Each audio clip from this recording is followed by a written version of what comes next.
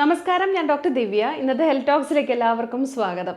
നമ്മുടെ തലമുടിയുടെ ആരോഗ്യത്തിന് വേണ്ടിയിട്ട് അല്ലെങ്കിൽ നമ്മുടെ ഹെയറിന് വേണ്ടിയിട്ട് ഈ 3H നിങ്ങൾ തീർച്ചയായിട്ടും പാലിക്കുക.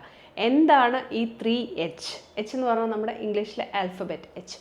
ആദ്യത്തെ കാര്യം എന്ന് പറയുന്നത് ഹോട്ട് വാട്ടർ ആണ്. അതായത് നമ്മൾ കൂടുതലായിട്ട് ഇപ്പം ഇവിടെയൊക്കെ ഉള്ളവരെ കുറിച്ച് നമുക്ക് അത്ര കോമൺ അല്ലെന്ന് പറയാം. പക്ഷേ പുറം രാജ്യങ്ങളിലേക്കൊക്കെ പോകുമ്പോൾ അവിടെ എപ്പോഴും തണുപ്പാണ്. അപ്പോൾ എല്ലാ പ്രാവശ്യവും നമ്മൾ തല കുളിക്കണം എന്നുണ്ടെങ്കിൽ ഈ ഹോട്ട് വാട്ടർ ഉപയോഗിച്ചിട്ട് തന്നെയായിരിക്കും മിക്കവാറും തല കുളിക്കുന്നത്. അപ്പോൾ അവർ മാത്രമല്ല, നാട്ടിലുള്ളവർക്കും ഇതേ പ്രശ്നമുണ്ട്.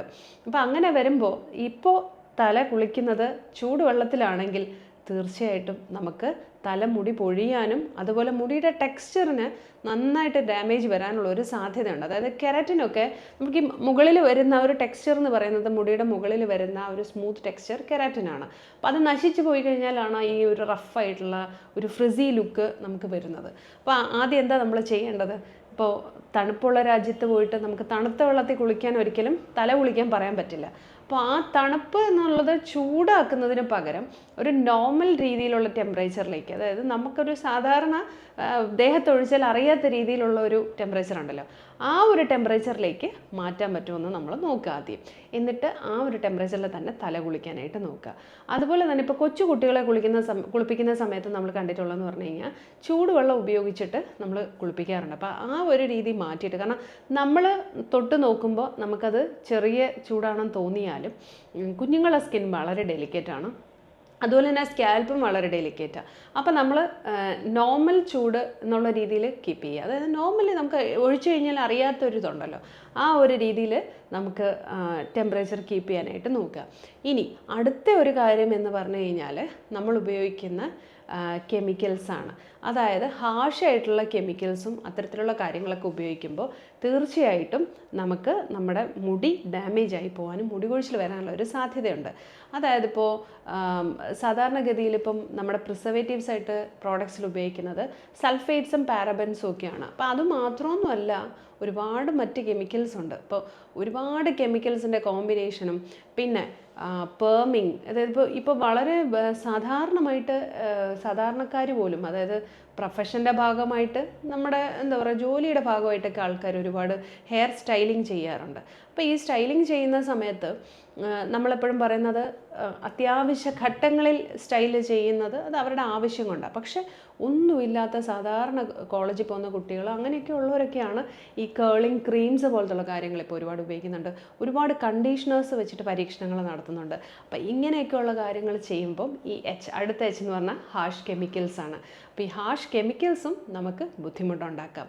പിന്നെ ഈ ഹാഷ് കെമിക്കൽസിൻ്റെ കൂട്ടത്തിൽ തന്നെ വരുന്നതാണ്. ഇപ്പം എനിക്ക് എൻ്റെ ഒരു വളരെ അടുത്തൊരു സുഹൃത്ത് പറയുകയായിരുന്നു, അവർക്കൊരു ബ്യൂട്ടി സലൂണുണ്ട്.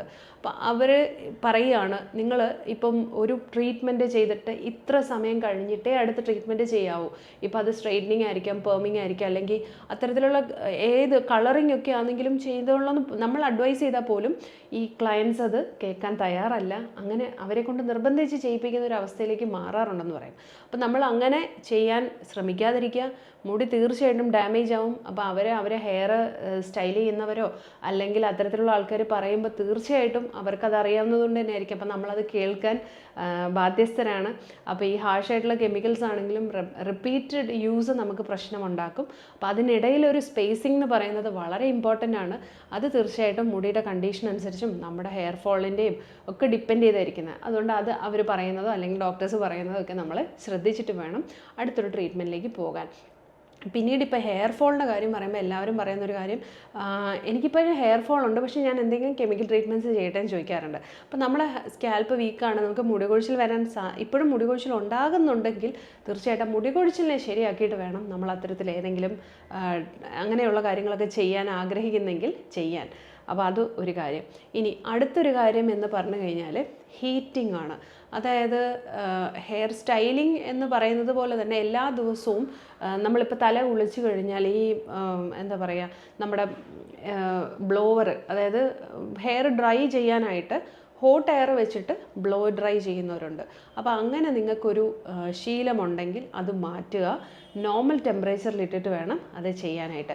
നമ്മൾ ഒരിക്കലും ഒരു ബ്ലോ ഡ്രൈ ചെയ്യുന്നതിന് ഒരു കാരണവശാലും നല്ലതാണെന്ന് പറയാറേയില്ല. അതിപ്പോൾ ഏതാണെങ്കിലും നാച്ചുറലി കിടന്ന് നമ്മൾ ജസ്റ്റ് ഒന്ന് വെള്ളം കളഞ്ഞതിന് ശേഷം നാച്ചുറലി കിടന്ന് ഉണങ്ങുന്നതാണ് നല്ലതെന്നാണ് നമ്മളെപ്പോഴും പറയാറുള്ളത്. അതിൽ ഉണങ്ങിയതിന് ശേഷം വളരെ സാവകാശം വേണം ചെയ്യുവാനും അതൊക്കെ നമ്മളൊരു പ്രോട്ടോക്കോളായിട്ട് പറഞ്ഞിട്ടുമുണ്ട് പല വീഡിയോസിലും.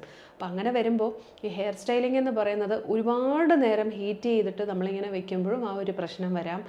മാത്രമല്ല, ഞാനൊരു പ്രൊഫഷണൽ രീതി എന്ന് പറയുന്നതിനുള്ളൊരു കാര്യം എന്ന് പറഞ്ഞാൽ എപ്പോഴും ഹീറ്റ് പ്രൊട്ടക്റ്റേഴ്സ് ഉപയോഗിച്ചിട്ടായിരിക്കും അത്തരത്തിൽ സ്റ്റൈലിംഗ് ചെയ്യുന്നത്. അതായത് മുടിക്ക് ഹാംഫുൾ ആവാതിരിക്കാൻ വേണ്ടിയിട്ട് ആദ്യം തന്നെ ഒരു പ്രീ സ്റ്റൈലിംഗ് ആയിട്ടുള്ള ഒരു ക്രീമോ അല്ലെങ്കിൽ സ്പ്രേയോ ഒക്കെ ഉപയോഗിച്ചതിന് ശേഷമായിരിക്കും അവരത് ചെയ്യുന്നത്.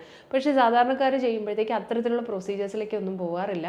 അതിന് പകരം സ്ട്രെയിറ്റ് അവേ നമ്മളത് ചെയ്യുമ്പം മുടി നല്ല രീതിയിൽ ഡാമേജ് ആവും, സ്റ്റൈലാവും. പക്ഷേ കുറച്ച് കഴിയുമ്പോഴത്തേക്കും മുടി നല്ലതായിട്ട് അറ്റം പൊട്ടും, നല്ല റഫാവും. കാണുമ്പോൾ തന്നെ ഒരു നമ്മൾ ഇപ്പം നാടൻ ഭാഷയിൽ പറഞ്ഞ ഒരു ചകിരി പോലെ ഒരു ലുക്കിലേക്ക് മാറാം. അപ്പോൾ അതുകൊണ്ട് തീർച്ചയായിട്ടും നിങ്ങൾ ഈ ഒരു കാര്യം ശ്രദ്ധിക്കുക.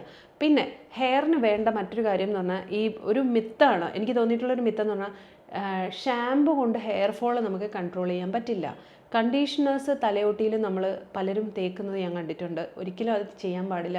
മുടിയിൽ മാത്രം തേച്ച് ഒരു 5 to 7 മിനിറ്റ്സ് നമ്മൾ വെച്ചിരിക്കുക. അതിനുശേഷം കഴുകിയാലേ നമുക്കതൊരു കണ്ടീഷൻ എന്നുള്ള രീതിയിൽ ചെയ്യാൻ പറ്റും. ചില ഹെയർ മാസ്കുകളൊക്കെ ഉണ്ട്, അതൊരു ഹാഫ് ആൻ അവർ ഒക്കെ ഇടുമ്പോഴായിരിക്കും നമുക്ക് ആ ഹെയർ ഒന്ന് മോയ്സ്ചറൈസ്ഡ് ആയിട്ട് കിട്ടുന്നത്. അപ്പോൾ അതിന് ഓരോന്നിനും ഓരോ മാനദണ്ഡമുണ്ട്. അപ്പോൾ അതനുസരിച്ച് ചെയ്താൽ മാത്രമേ നമുക്ക് നല്ല റിസൾട്ട് കിട്ടുകയുള്ളൂ. പിന്നെ നമുക്ക് മുടിയുടെ അറ്റമൊക്കെ വെട്ടി അത് എവറി 3 to 4 months കൂടുമ്പോൾ ട്രിം ചെയ്ത് അതിനെ നീറ്റാക്കി വെച്ചാൽ മാത്രമേ അറ്റം പൊട്ടിപ്പോകുന്നതും ഒരു ഫ്രിസി ലുക്ക് നമുക്ക് മാറ്റാനായിട്ട് പറ്റുള്ളൂ.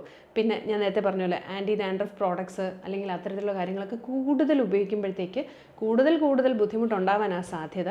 പിന്നെ ഡോക്ടേഴ്സ് അഡ്വൈസ് ചെയ്യുന്നത് ചിലപ്പോൾ ആ ഒരു സമയത്തേക്ക് മാത്രമായിരിക്കും.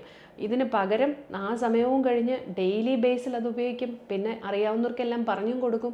ഇങ്ങനെ വരുമ്പോഴത്തേക്ക് ഇല്ലാത്ത മുടി കൊഴിച്ചിൽ എവിടെന്നെങ്കിലുമൊക്കെ നമുക്ക് ഉണ്ടാവും. അതാണ് ആൻറ്റി ഡാൻഡ്രഫ് പ്രോഡക്ട്സ് ഉപയോഗിച്ചിട്ട് ഒരുപാട് പേർക്ക് മുടി കൊഴിഞ്ഞു എന്ന് പറഞ്ഞിട്ട് നമ്മുടെ ക്ലിനിക്കിലേക്ക് വരുന്നുണ്ട്.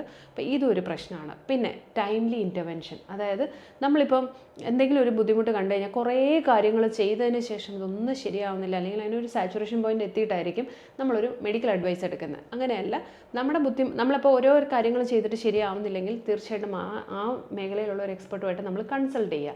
അതിനുശേഷം നമുക്ക് റെക്ടിഫൈ ചെയ്യാനുള്ള കാര്യങ്ങളൊക്കെ ചെയ്യാമെന്നുണ്ടെങ്കിൽ കുറച്ചും കൂടെ എളുപ്പമായിരിക്കും, കുറച്ചും കൂടെ ഹെൽത്തിയും ആയിരിക്കും. അപ്പം ഞാൻ ഇന്ന് പറഞ്ഞ ഈ 3 Hനെ കുറിച്ച്, ഹെയർ ഫോൾ അല്ലെങ്കിൽ ഹെയർ പ്രൊട്ടക്റ്റ് ചെയ്യാനുള്ള 3 Hനെ കുറിച്ച് തീർച്ചയായിട്ടും നിങ്ങളൊന്ന് ആലോചിച്ച് നോക്കുക. എന്നിട്ട് ഈ പറഞ്ഞൊക്കെ ഒന്ന് ചെയ്ത് നോക്കുക. അപ്പോൾ ഇന്നത്തെ എപ്പിസോഡ് എല്ലാവർക്കും ഇഷ്ടപ്പെട്ട് കാണുമെന്ന് പ്രതീക്ഷിക്കുന്നു. Thank you so much and keep watching.